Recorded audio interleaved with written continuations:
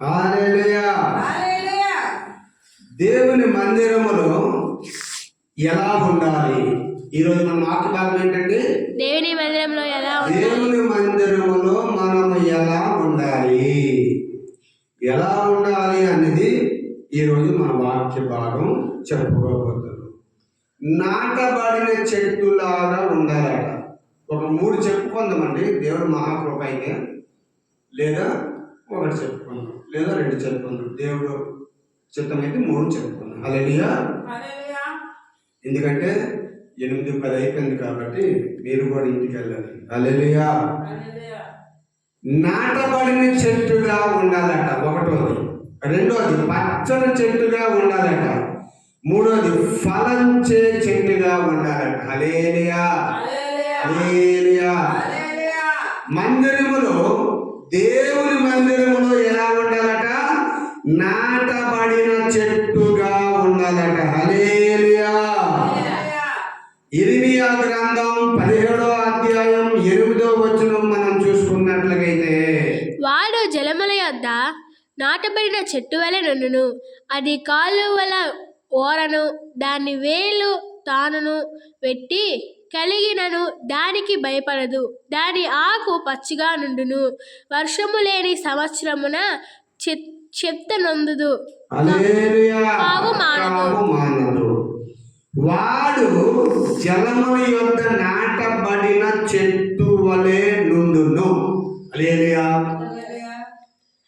వాడు, ఇది చెట్టుకి సంబంధిస్తుంది, నెక్స్ట్ మనిషికి సంబంధిస్తుంది. హల్లెలూయా. వాడు జలముల యొద్ద నాటబడిన చెట్టు వలె నుండును. ఎక్కడంటండి? జలముల యొద్ద నాటబడే చెట్టులా ఉండెను. అది కాలువ ఓరును దాని వేలు తన్నును. హల్లెలూయా. ఇప్పుడు మనం చెప్పుకుందాం.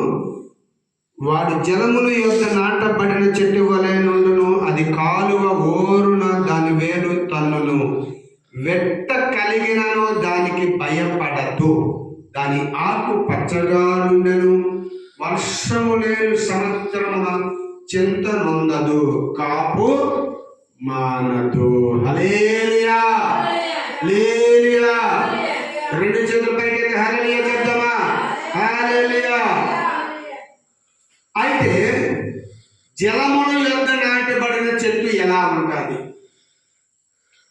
ఒక ఏరు ఉందండి, లేకపోతే ఒక కాలువ ఉందండి, లేకపోతే ఒక పిల్ల కాలువ ఉందండి. హల్లెలూయా. లేదంటే ఒక చెరువు ఉన్నది, దాంట్లో ఎప్పుడు నీరు ఉంటేనే ఉంటుంది. ఎప్పుడు నీరు, చిన్న చిన్న పిల్ల కాలువల్లో కూడా కొంచెం నీరు అని వస్తుంది, కొంచెం తడితడిగా ఉంటుంది. ఏర్లు, సముద్రాలు, పిల్లకాలం, చెరువుల్లో ఎప్పుడు కొన్ని ఊర్లో ఎప్పుడు నీరు ఉంటూనే ఉంటుంది. హల్లెలూయా. ఎందుకు నీరు ఉంటుందంటే వాళ్ళు ఉంచుకుంటారు. కొన్ని ఊర్లో చెరువుల్లో నీరు ఉంచుకుంటారు, స్నానాలకి, ఆవులు కడగడానికి, ఆవులు తాగడానికి. హల్లెలూయా. హల్లెలూయా. మా అమ్మ పుట్టినూరు సుభద్రలో అక్కడ ఎప్పుడు చెరువులో నీరు ఉంటూనే ఉంటుంది. అక్కడ 4 చెరువులు ఉన్నాయి, 4 చెరువుల్లోనే నీరు ఉంటుంది. ఎంత వేసవికాలమైనా నీరు ఉంటుంది, ఎంత చలికాలమైనా నీరు ఉంటుంది, ఎంత వర్షాకాలమైనా నీరు ఉంటుంది. హల్లెలూయా. అలా కాలువ అంటే పిల్ల కాలువైనా అవ్వచ్చు, ఏరైనా అవ్వచ్చు, లేదు ఏమంటారు నాగావళి ఏరు, సువర్ణముఖి ఏరు, జంజువతి ఏరు, ఇలాంటివి ఉంటాయి. హల్లెలూయా. ఇలాంటివి ఏరులు పక్కన ఉన్న చెట్టు, అది ఎలా ఉంటుందండి? ఏరు పక్కన ఉన్న చెట్టు ఎలా ఉంటుంది?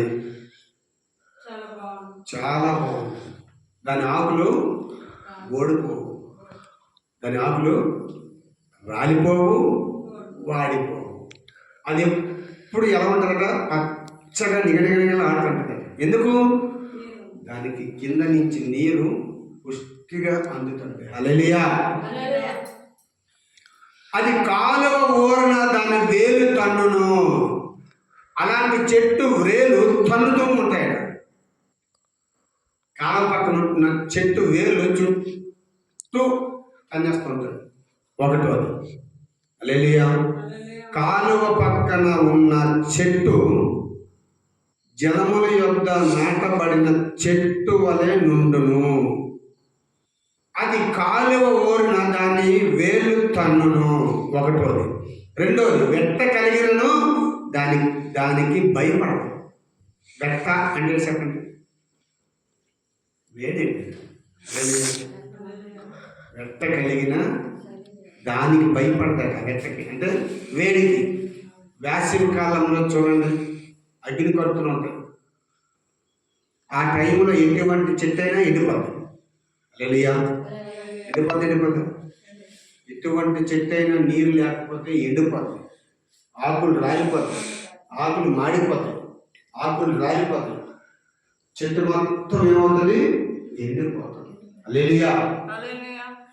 అదే కాలువ ఊరన దాని వేలు తన్నునట్లు వెట్ట కలిగినను దానికి భయపడదట. వేసవికాలం ఆ చెట్టు భయపడుతుందా? నీరు పుష్కలంగా ఉందండి. నీరు పుష్కలంగా ఉన్నప్పుడు దానికి ఏమైనా సరే భయపడుతుందా? చెట్టు ఎండిపోతుందా? ఆకులు రాలిపోతాయా? నల్లగా అయిపోతాయా? పచ్చని ఒలీవ చెట్టులా ఉంటుంది. హల్లెలూయా. హల్లెలూయా. ఒలీవ చెట్టు చూడండి, వేసవికాలమైనా చలికాలమైనా వర్షాకాలమైనా ఎప్పుడైనా ఒక